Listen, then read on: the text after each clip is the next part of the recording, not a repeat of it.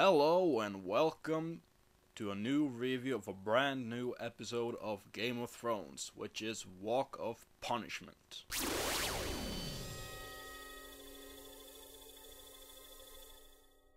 Alright, so this is the third episode of Season 3 in Game of Thrones, and I just gotta say, this gets better.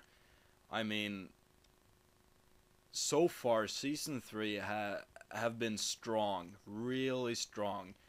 I remember in Season 2, it was, when you get into the middle of the season, it really slows down, which happened in both Season 1 and Season 2, but we're very close to the middle of Season 3, and I can already see where this is going, and it's not going to slow down in the middle, because things are moving on really quickly, more quickly than I thought. Because one thing I'm really wondering about is how they are splitting, the third book. I'm really wondering how season 3 is going to end. And I'm wondering if season 4 is maybe going to be, the rest of the third book, and then maybe the beginning of season, no, I mean book 4 and 5. So we'll see, but it's getting really interesting now, and things are moving really quickly. So let's talk about the things I loved, and yeah. So I will spoil. If you see in my other reviews, you know that I spoil things. So just if you haven't seen an episode, just turn off the video and watch the episode. So the first thing I want to say is that we only got one scene with the Wildlings and Jon Snow, and that was they finally have arrived on the Fist of the First Men. And as we see, Jon Snow told Mance Rayder that he arrived at the Fist with over 300 men from the Night's Watch, and they have almost everyone has been slaughtered. Almost. There's just a few, which Sam and Lord Commander Mormont and some others who have just arrived at Kraser's Keep again. So something really interesting is going to happen in next episode, but you'll see what happens. A lot of people, the Night's Watch have been killed off by the White Walkers, and now Mance Rayder, he really sees the opportunity to march to the wall, start a war, and since Jon Snow said there was 300 men, Mance Rayder finally sees the opportunity to, the Night's Watch is kind of outnumbered, and now the Wildlings can take them down. So Mance Rayder, he gives command to Tormund Giantsbane to climb the wall, which is gonna be so awesome. It's one of my favorite parts in the book. And actually in the third book, Jon Snow and the Wildlings parts is actually my favorite parts in the book, the third book, because they really, you really see the Wildlings, they finally get up and do something really cool, and Jon Snow is really involved in this, and it's one of my favorite parts, because the war between the Night's Watch and the Wildlings is beginning, and it's just really intense, and I can't wait to see that in Game of Thrones. I'm really looking forward to it.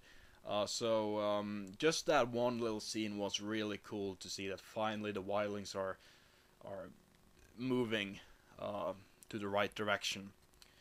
The next thing is Theon has escaped. Yeah. As you remember in episode 2, he was getting tortured and stuff. I don't remember that guy's name, but he basically saves Theon twice. He lets Theon escape, and later on, the people who kept him in that torture chamber, they start to chase him, and that mysterious person, he comes back again, and he kills those torture people, and Theon is saved. So yeah, it was only two scenes of Theon, but it's really cool to see what is happening with him, because I said this in the last review, but he wasn't in the third book at all. So it's really cool to see what he's doing and how he is doing. So yeah, but I really want to know more about this mysterious person who constantly saves him and keep him safe. One thing I have to mention is the first scene in the third episode, which is a really memorable moment from the third book. They're basically having the funeral to Catelyn's father and her brother. I think it was Edmund. Yeah, I'm pretty sure it was Edmund. They put Catelyn's father in this boat, and he goes down the river, and they put an arrow to a torch, and they try to fire that that torch on the boat, so so they burn the corpse. But what's so memorable about that scene from the book is that Edmund, he's really he's very, he has a great ego, and he thinks he's so better than others, and he he misses 3 times, and it's actually a really funny scene, but it's very memorable. And then his uncle, like, he just shoves him away, takes the arrow and bow and shoots just 1 time. He doesn't even have to look. He just shoots 1 time, and he hits the target. So yeah, I don't know why, but it's just a really memorable moment from the book, and it's worth mentioning. So yeah, so it was a really good opening scene. And one thing, I told you that the Night's Watch, Sam and all the others, has arrived to Craster's Keep again. And if you don't remember where Craster's Keep was, it was like a place between, you can say between the Wall and the Fist, where there's a guy named Craster. He's a wildling, and he has a lot of daughters, and he has sex with them and stuff, and it's just really fucked up. But either way, Sam, he meets a girl in season 2 that he finds real interest in.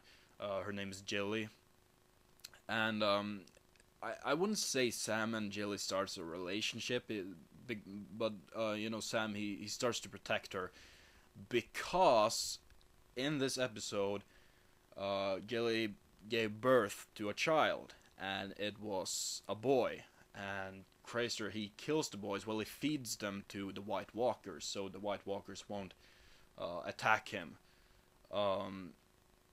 If it was a daughter, he would keep the child, and later on, when the child grows up, he would have sex and produce more children, hopefully daughters for him. But if it's a boy, he feeds them to the White Walkers, it's just really fucked up, but that's just the way it is. So yeah, but Sam, he really gets, he starts to protect Jilly and the boy, and it's that's going to be like his story from now on. I'm reading the 4th book right now, and he's still like protecting her and stuff. So that's going to be his story so far throughout the series. And we got more Tyrion. I love Tyrion, and this time Tyrion is not like the depressed guy he was in episode 1. Now he's kind of back to his senses, and he's more like the genius guy that we know. He's he's sarcastic, you know, funny and smart, and that's the Tyrion we love, and it's really cool to see the old Tyrion back, and he gets a new position, and that's Master of Coins. And one thing that I have noticed, I'm not the guy who look after themes in episodes, but this was clearly a huge theme throughout the whole episode. It was money. Tyrion becomes, you know, Master of Coin, and his servant or butler or whatever you would call him, Podrick, he gets a gift from Tyrion for saving his life, where, you know, he goes to Littlefinger's house, you know, where all the prostitutes are, and he gets some amount of money, and he, you know, have some fun. But when he gets back to Tyrion, he comes back with all the money he hasn't paid, and the girls, he says that the girls didn't want the money. And then we get to Jaime, who loses his hand in the absolute last scene, which is a real big turning point for Jaime. And this guy from, you know, the Brave Companions, he tells Jaime that, you know, his father and his money can't save him.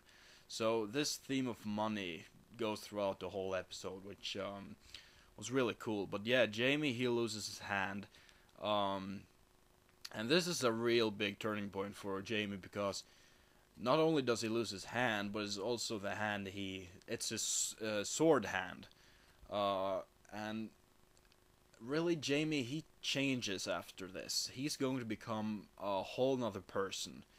Well, he did, at least in the books. We'll see how it goes in the series, but yeah, he's going to change. So yeah, and that's really going to be really interesting to see. And the last thing I want to say is Daenerys, she is granting more power.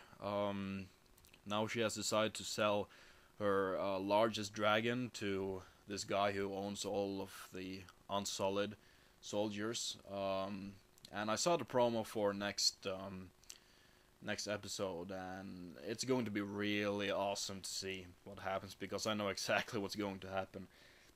But yeah, it's really exciting to see Dany finally doing something interesting.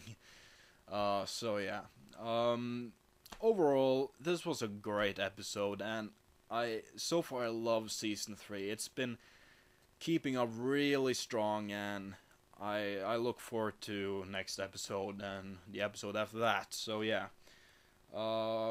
so please comment below and tell me what you thought of the episode, and yeah, please press like and subscribe if you want to, and yeah, I'll see you again soon.